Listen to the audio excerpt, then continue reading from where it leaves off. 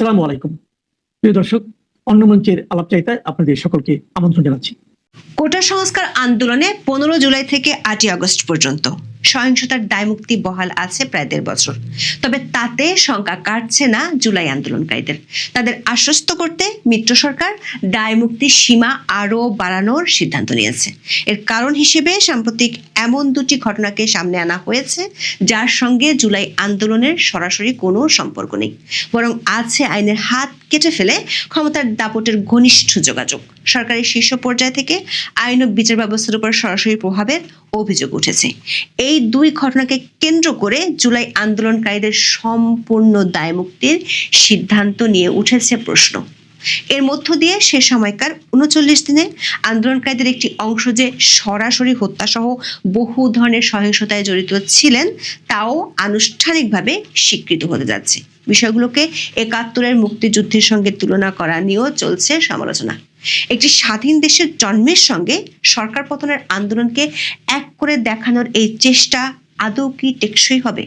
অতীতে বঙ্গবন্ধু হত্যার দায়মুক্তি দিয়ে জারি করা ইনজেমনিটির মতো এটিও কি একইভাবে বিবেচিত হবে ইতিহাসে? বৈষম্য দূর করে ন্যায় বিচার প্রতিষ্ঠার কথা বলে পরিচালিত জুলাই আন্দোলন নিজেই কি শেষ পর্যন্ত গলা টিপে হত্যা করতে যাচ্ছে ন্যায় বিচারকে?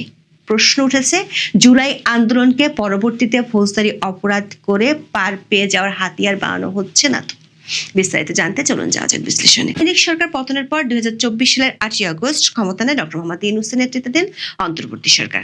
এর 2 মাসের মাথায় স্বরাষ্ট্র মন্ত্রণালয়ের বিবৃতিতে জানানো হয়, গণ অভ্যুত্থানকে সফল করতে যেসব ছাত্র জনতা সক্রিয়ভাবে আন্দোলনের মাঠ থেকে কাজ করেছেন তাদের বিরুদ্ধে 15 জুলাই থেকে 8 আগস্ট পর্যন্ত সংগঠিত গণ অভ্যুত্থান সংশ্লিষ্ট ঘটনার জন্য কোনো মামলা, গ্রেপ্তার বা হয়রানি করা হবে না। জুলাই আন্দোলনের সময় সরকার বিরোধী বহু মানুষ রাস্তায় প্রাণ হারান, আহত হন কয়েক হাজার। সে সময়ের প্রতিটি ঘটনায় সারা দেশে সাবেক সরকারের শীর্ষ নেতৃত্ব সহ আওয়ামী লীগ নেতাকর্মীদের বিরুদ্ধে মামলা হয়েছে। এর মধ্যে আন্তর্জাতিক অপরাধ আদালতে চলা একটি মামলায় শেখ হাসিনার ফাঁসির রায় হয়েছে। তবে একই সময় সিরাজগঞ্জে 13 জন পুলিশ সহ অন্তত 44 জন পুলিশ সদস্যকে হত্যার ঘটনা ঘটে। জাতিসংঘ প্রতিবেদনে আওয়ামী লীগের বেশ কয়েকজন নেতাকর্মীকে হত্যার তথ্য রয়েছে। যশোরে হোটেল জাবির ইন্টারন্যাশনালে দেয়া আগুনে পুড়ে মারা যান 24 জন। এমন বহু সহিংসতার ঘটনা ঘটে দেশের বিভিন্ন জায়গায়। থানা জ্বালিয়ে দেওয়ার পাশাপাশি লুট করা হয় বিপুল আগ্নেয়াস্ত্র, যেগুলোর মধ্যে 1350 অস্ত্র এত দিনেও উদ্ধার করা যায়নি।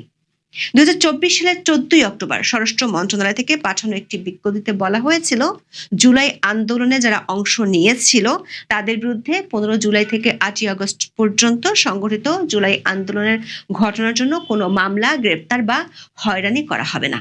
এসব ঘটনার দায়মুক্তি বহাল আছে প্রায় 1.5 বছর ধরে। গত বছরের শুরুর দিকে সরকারের পক্ষ থেকে এ ব্যাপারে একটি অধ্যাদেশ জারির উদ্যোগ নেওয়া হলেও অজ্ঞাত কারণে সেটি হিমাগারে চলে যায়। তবে এর বদলে আসে জুলাই সনদ। জুলাই সনদকে সংবিধান ও আইনের উপর প্রাধান্য দেওয়ার বিরুদ্ধে শুরুতে কঠোর অবস্থান নেয় বিএনপি। তবে সেই অবস্থান রাতারাতি বদলে যায় সনদে সই করার ঠিক আগ মুহূর্তে। সনদে সই করার ঠিক আগে সংশোধন করা হয় 5ম দফা। জুলাই আন্দোলনকারীদের আইনি সুরক্ষার অঙ্গীকার যোগ করা হয়। এতে বলা হয়, তাদের আইনগত দায়মুক্তির পাশাপাশি মৌলিক অধিকার সুরক্ষা ও নিরাপত্তা নিশ্চিত করা হবে। এ বিষয়ক প্রস্তাবটি নিজের ফেসবুকে তুলে ধরেন বিএনপির স্থায়ী কমিটির সদস্য সালাউদ্দিন আহমেদ। পোস্টে তিনি জুলাই আন্দোলনের সময় পুলিশ সহ আইন শৃঙ্খলা রক্ষাকারী বাহিনীর সদস্যদের হত্যার বিচার বন্ধের দাবি জানান। এমনকি পুলিশ বাহিনীর সদস্যদের তিনি তুলনা করেন হানাদার বাহিনীর সঙ্গে। সালাউদ্দিন আহমেদ লেখেন, 2024-এর ছাত্র গণ অভ্যুত্থানের সময় আওয়ামী লীগ ফ্যাসিস্ট বাহিনী এবং তাদের অনুগত কতিপয় আইন শৃঙ্খলা বাহিনীর সদস্য নিরীহ নিরস্ত্র আন্দোলনকারী ছাত্র জনতার উপর হানাদার বাহিনীর মতো ঝাঁপিয়ে পড়ে নির্বিচারে গণহত্যা চালায়। তবে জনগণের প্রতিরোধের মুখে হানাদার বাহিনীর কিছু লোকও প্রাণ হারায়। তারা গাদ্দার, বিশ্বাসঘাতক। প্রশ্ন হলো, জুলাই সনদের সব পক্ষের অঙ্গীকারের পরেও কেন ভরসা রাখতে পারছে না সরকার এবং আন্দোলনকারীরা? কেন শেষ মুহূর্তে তড়িঘড়ি করে অধ্যাদেশ জারি করতে হচ্ছে? স্বরাষ্ট্র উপদেষ্টা জাহাঙ্গীর আলম চৌধুরীর সভাপতিত্বে 6 জানুয়ারি আইন শৃঙ্খলা সংক্রান্ত উপদেষ্টা পরিষদ কমিটির বৈঠক হয়। সেখানে আইন মন্ত্রণালয়কে দ্রুত দায়মুক্তির অধ্যাদেশের খসড়া তৈরির নির্দেশ দেওয়া হয়েছে। সংবাদ মাধ্যমগুলো জানায় 1971 সালের মুক্তিযুদ্ধের পর মুক্তিযোদ্ধাদের যেভাবে আইনি সুরক্ষা বা দায়মুক্তি দেওয়া হয়েছিল, 2024 সালের 1 জুলাই থেকে 8 আগস্ট পর্যন্ত গণ অভ্যুত্থানের সব কর্মকাণ্ডের জন্য জুলাই যোদ্ধাদের সেভাবে সুরক্ষা দেওয়া হবে। এর দুদিন আগে বৈষম্য বিরোধী ছাত্র আন্দোলনের নেতারা 3 দফা দাবি তোলেন। এর একটি ছিল 2024 সালের 1 জুলাই থেকে 8 আগস্ট পর্যন্ত আন্দোলনকারীদের সব কর্মকাণ্ডের দায়মুক্তি। এই সংক্রান্ত অধ্যাদেশ 24 ঘন্টার মধ্যে জারির সময়সীমা বেঁধে দেওয়া হয়। এমন আলটিমেটাম এবং তারপরে মিত্র সরকারের দ্রুত পদক্ষেপের বহু নজির গত 1.5 বছরে দেখা গেছে। এবারও সেই একই দৃশ্যের অবতারণা দেখা যাচ্ছে। আর এবারের দৃশ্যপট আবির্ভূত হয়েছে এমন দুটি ঘটনার প্রেক্ষাপটে যার সঙ্গে জুলাই আন্দোলনের সরাসরি কোনো সম্পর্ক নেই। সম্প্রতি জুলাই যোদ্ধা পরিচয় দেয়া তাহরিমা জান্নাত সুরভী এবং বৈষম্য বিরোধী ছাত্র আন্দোলনের হবিগঞ্জের সাধারণ সম্পাদক মাহাদি হাসানকে গ্রেপ্তার করে পুলিশ। মাহাদির বিরুদ্ধে সম্প্রতি থানায় গিয়ে পুলিশকে হুমকি দেওয়ার অভিযোগ উঠেছে। আর সুরভী গ্রেপ্তার হন চাঁদাবাজির অভিযোগের মামলায়। তবে দুটি ক্ষেত্রেই সরকার সমর্থকদের চাপের মুখে তারা জামিনে মুক্তি পান। সুরভীর ক্ষেত্রে আইন উপদেষ্টা ফেসবুকে পোস্ট দিয়েও নজির করেছেন। তার ওই পোস্টের পর রিমান্ডে পাঠানোর আদালতের আদেশ বদলে জামিন দিতে দেখা যায়। জুলাই আন্দোলনকারীদের দায়মুক্তির অধ্যাদেশে আজীবনের জন্য ইন্ডেমনিটি থাকবে কি না তা এখনো পরিষ্কার নয়। তবে সাম্প্রতিক দুটি ঘটনার প্রেক্ষাপটে এমন দাবি ওঠায় আজীবন দায়মুক্ত রাখার আশঙ্কাও করেছেন অনেকে। সংবিধান সংশোধন করে এমন আজীবন দায়মুক্তির নজির অতি সম্প্রতি দেখা গেছে পাকিস্তানে। দেশের সেনাপ্রধান ফিল্ড মার্শাল আসিম মুনির আজীবনের জন্য গ্রেপ্তার ও বিচার থেকে দায়মুক্তি পেয়েছেন। জুলাই আন্দোলনের দায়মুক্তি অধ্যাদেশের ধরন কি হবে সেটি নিয়ে চলছে জল্পনা কল্পনা। আইন উপদেষ্টা আসিফ নজরুল প্রথম আলোকে বলেন, জুলাই গণঅভ্যুত্থানের সৈনিকেরা জীবন বাজি রেখে দেশকে ফ্যাসিস্ট শাসন থেকে মুক্ত করেছে। তারা অবশ্যই দায় মুক্তির অধিকার রাখে। সরকার আগে থেকেই এ বিষয়ে কাজ করছে। আইন উপদেষ্টার এই বক্তব্য সঠিক হলে গত বছরের শুরুর দিকে তৈরি করা অধ্যাদেশের খসড়াটি হয়তো ডিপ ফ্রিজ থেকে বের করে আনা হচ্ছে। প্রশ্ন হলো, জুলাই সনদের পরেও কেন হঠাৎ করে এমন অধ্যাদেশের প্রয়োজন পড়েছে?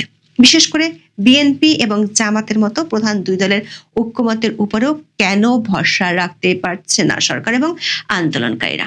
ফেব্রুয়ারিতে সংসদ নির্বাচনের সঙ্গে সংবিধান সংশোধনের গণভোটও হওয়ার কথা। প্রশ্ন হলো, সেই গণভোটে না বিজয়ী হতে পারে এমন আশঙ্কা কি তৈরি হচ্ছে? সে কারণে কি অধ্যাদেশ জারির মাধ্যমে সাময়িক স্বস্তি তৈরির চেষ্টা করছে সরকার? এমন অধ্যাদেশের পরিকল্পনা আরো কিছু প্রশ্ন সামনে নিয়ে আসে। জুলাই আন্দোলনের সময় থানা থেকে অস্ত্র লুটকারীরাও দায়মুক্তির আওতায় আসবেন কিনা?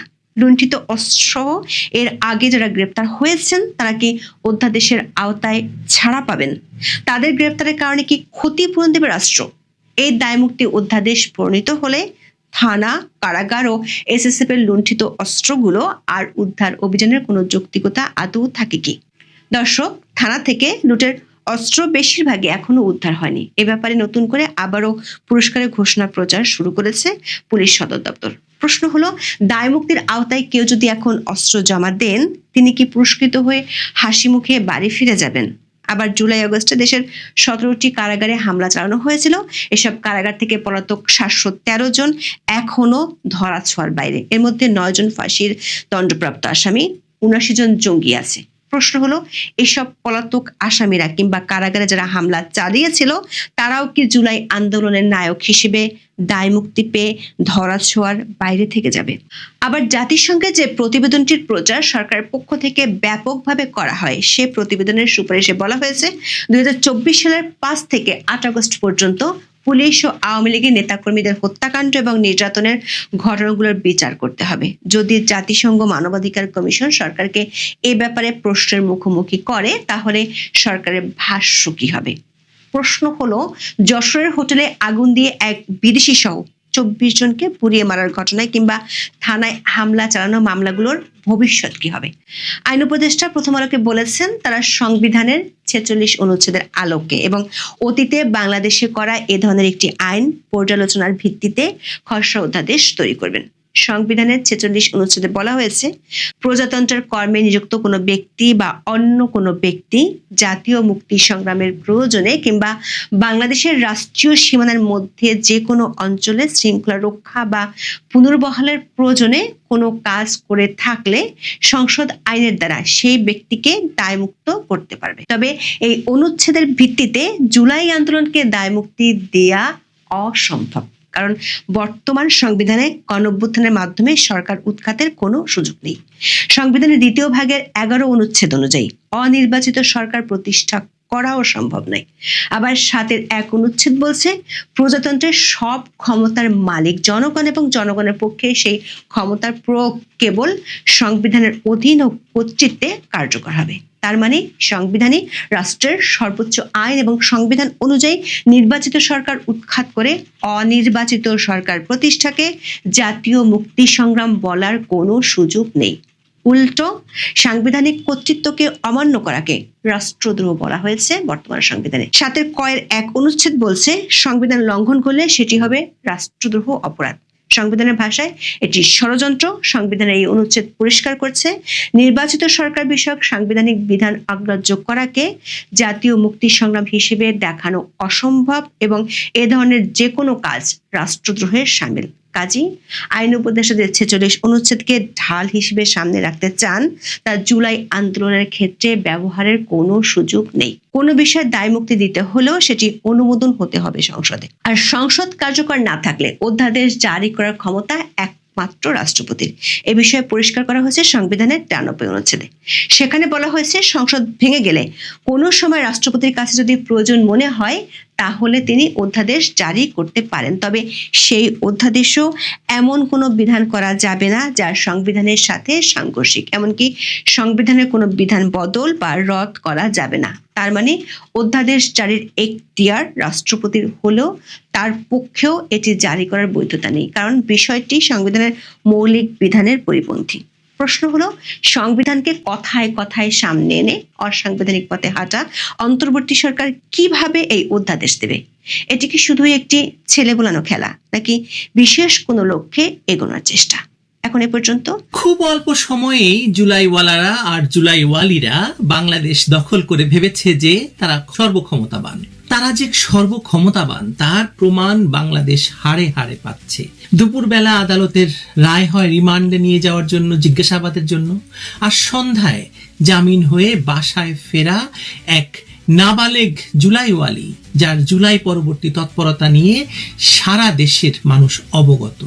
দেশের আদালত নাকি সরকারের চাপ মুক্ত, কিন্তু আইন উপদেষ্টা আসিফ নজরুলের চাপে এই নাবালেগ জুলাইওয়ালিকে মুক্তি দেওয়া কিংবা হবিগঞ্জের বানিয়াচংয়ে পুলিশ হত্যা করে ঝুলিয়ে রাখার স্বীকারোক্তি দিয়ে পুলিশকে আবারও হুমকি দেওয়া ব্যক্তিকে মুক্ত করে আনার যে বিষয়টা বাংলাদেশে চলছে, তাতে আশ্চর্য হওয়ার কিছু নেই। এই বাংলাদেশি জুলাইতে সৃষ্টি করা হয়েছে। হত্যাকারীদের ইন্ডেমনিটি দেওয়া হয়েছে, তারা মুক্ত থাকবে। আর যারা হত্যার শিকার হয়েছে তাদেরকে দিয়ে কারাগারগুলো ভরে ফেলা হবে, তারা মুক্তি পাবে না। জুলাই সন্ত্রাসীদের সর্দার আসিফ নজরুল গং সেটা জান প্রাণ দিয়ে হলেও নিশ্চিত করবেন, করছেন এবং ভবিষ্যতেও করবেন। রাষ্ট্র কি আইনের দ্বারা চলবে নাকি পরিচয়ের দ্বারা? যে মুহূর্তে পরিচয় আইনকে ছাপিয়ে যায় সেই মুহূর্তে রাষ্ট্র তার চরিত্র হারায়। সুরভির ঘটনায় সেটাই ঘটেছে, নির্লজ্জভাবে প্রকাশ্যে আর উদাহরণ তৈরি করে। দুপুরে আদালত রিমান্ড দিয়েছেন, বিকেলে আইন উপদেষ্টা আসিফ নজরুল তার ফেসবুক পোস্টে বলেছেন যে তিনি ব্যবস্থা নিচ্ছেন, আর সন্ধ্যার আগেই সুরভির জামিন হয়ে গেছে। সন্ধ্যায় তার বাসায় আবার সন্ত্রাসীদের মিলন মেলা বসেছে। এই গতিটা যে আইনের শাসনের নয়, ক্ষমতার, এবং কেবলমাত্র ক্ষমতা, তাতে আপনার কোনো সন্দেহ আছে? আমার নেই। এই পুরো সমীকরণে আদালত ছিল একটি আনুষ্ঠানিক স্টপেজ মাত্র। সিদ্ধান্তটা আগেই হয়ে গিয়েছিল মিন্টো রোডে আসিফ নজরুলের বাসার বসার ঘরে। সুরভি অপ্রাপ্তবয়স্ক, এই তথ্যটা গুরুত্বপূর্ণ কিন্তু মুখ্য নয়। মুখ্য হলো আইন উপদেষ্টার হস্তক্ষেপ। অপ্রাপ্তবয়স্ক হলে সংশোধনাগার আছে, তার প্রক্রিয়া আছে, শিশু আইন সবকিছু আছে। সেগুলোর কোনোটাই কিন্তু সুরভির ক্ষেত্রে অনুসরণ করা হয়নি। কারণ সুরভির পরিচয় আপনারা দেখেছেন 32 নম্বর ভাঙার সময়, সুরভির পরিচয় আপনারা দেখেছেন রাস্তায় মব করার সময়, সুরভির পরিচয় আপনারা দেখেছেন কি সব ছিঁড়ে ফেলার স্লোগানে। কথিত জুলাই যোদ্ধা পরিচয় আছে তারা নিজেদেরকে এই পরিচয়ে সুখী নয় একটুও। কারণ হচ্ছে তারা তো আসলে জুলাই যোদ্ধা নয়, তারা জুলাই খুনি হিসেবে পরিচিতি পেতে চায়। না হলে রাজপথে নেমেই কেন তারা খুনের ডাক দেয়? এই যে ধরুন হাসনাত, সার্জিস, নাহিদ কিংবা এই নাবালেক সুরভিরা, তারা তো কি যেন ছিঁড়ে ফেলতে চায়, ধরে ধরে জবাই করতে চায়। তাদের এই জুলাই খুনি পরিচয়টা হয়ে উঠেছে একটি অলিখিত ইনডেমনিটি। আর এই ইনডেমনিটি কোনো সংসদে পাশ হয়নি, পাশ হয়েছে সোশ্যাল মিডিয়ার চাপে, নির্বাহী ক্ষমতার দম্ভে। আসিফ নজরুলরা সেটি পাশ করে দিয়েছেন। এখানে কেউ যদি বলেন আইন উপদেষ্টা মানবিক ছিলেন, তাহলে একটা প্রশ্ন তুলতে চাই, মানবিকতা কি কেবল নির্বাচিতভাবে প্রয়োগ করা যায়? যে মানবিকতা আদালতের আদেশকে দুমড়ে মুচড়ে দেয়, সে মানবিকতা আসলে ক্ষমতার প্রদর্শন। একজন ধরুন আওয়ামী লীগ সন্দেহে যাদেরকে গ্রেপ্তার করা হয়েছে, ছাত্রলীগ সন্দেহে যাদেরকে গ্রেপ্তার করা হয়েছে, তাদেরকে কি আসিফ নজরুল এভাবে মুক্তি করে দেবেন না তো। আর ক্ষমতার এই প্রদর্শনী অপরাধকে উৎসাহিত করছে। জুলাই খুনিদের সর্দার আসিফ নজরুলের বার্তাটা একদম পরিষ্কার, তুমি যদি আমাদের লোক হও, অর্থাৎ জুলাই খুনি হও, তাহলে আইন তোমার পেছনে হাঁটবে, তোমাকে কিছু করতে হবে না। মানে এই জায়গায় এসে আসিফ নজরুলের ভূমিকাটা শুধু বিতর্কিত নয়, বিপজ্জনক। কারণ তিনি একা কাউকে ছাড়াননি, তিনি একটি অনুশীলন প্রতিষ্ঠা করেছেন। আগের দিন হবিগঞ্জের পুলিশ হত্যাকারী মেহেদী, পরের দিন সুরভি, কাল অন্য কেউ, আজ জুলাই, কাল অন্য কোনো মৌসুম। আইনের শাসন এভাবে মরতে মরতে অভ্যাসে পরিণত হচ্ছে। বানিয়াচংয়ের মেহেদীর ব্যাপারটা দেখুন, সে থানায় গিয়ে আগুন দেওয়ার দম্ভ করেছে, পুলিশ হত্যা করেছে বলে স্বীকার করছে এবং পুলিশকে হুমকি দিচ্ছে, তারপর গ্রেপ্তার হয়েছে, আদালতে গেছে, মুচলেকা দিয়েছে, শর্তে মুক্তি পেয়েছে।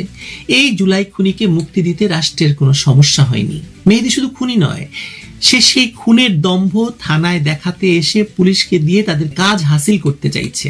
তাকে মুক্তি দেওয়ার কি কোনো কারণ থাকতে পারে? আমাকে বলেন তো। এরকম অপরাধের স্বীকারোক্তি দেওয়ার পরও মুক্তি দিয়েছে, কারণ তার পরিচয় বানানো হয়েছে জুলাই যোদ্ধা। আসলে তার পরিচয় হওয়া উচিত ছিল জুলাই খুনি, তাই না? সুরভির ব্যাপারটাও তাই, সুরভিকেও মুক্তি দেওয়া হয়েছে তার এই পরিচয়ের কারণেই। সকলেই দেখছে যে নিজেকে জুলাই খুনি হিসেবে স্ট্যাবলিশ করতে পারলেই 7 খুন মাপ। এমনকি তারপর এই পরিচয় ভাঙিয়ে দেশে কোটি কোটি টাকার ব্যবসা, চাঁদাবাজি যাই করা হোক না কেন, তার ভাগ শুধু আসিফ নজরুল কিংবা ফারুকের কাছে পৌঁছে দিলেই হলো, বাকিটা তারা দেখে নেবেন। এতে করে জুলাই খুনিরা ধীরে ধীরে বীর হয়ে উঠেছে, যেমন 1975 সালের খুনিরা হয়েছিল সূর্য সন্তান।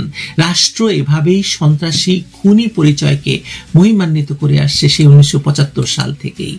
গত 17-18 মাস ধরে জুলাই যোদ্ধা পরিচয় দিয়ে যদি খুন, ধর্ষণ, নারী নির্যাতন, মব করে মানুষ হত্যা, ব্যবসা, চাঁদাবাজি করা জায়েজ হয়, তাহলে এরপর যখন বিএনপি ক্ষমতায় আসবে তখন তারা বলবে আমি বিএনপি করি, আমাদেরও 7 খুন মাপ হতে হবে। অর্থাৎ আজ জুলাই খুনি, কাল হবে বিএনপি কর্মী। আজ এক পরিচয়, কাল আরেকটা। বিএনপি ক্ষমতায় গেলে তারাও বলবে আমরা বিএনপি কর্মী, আমাদের জন্য সব হালাল। ক্ষমতা বদলাবে, সাথে সাথে ইনডেমনিটির রঙও বদলে যাবে, কিন্তু চরিত্র বদলাবে না।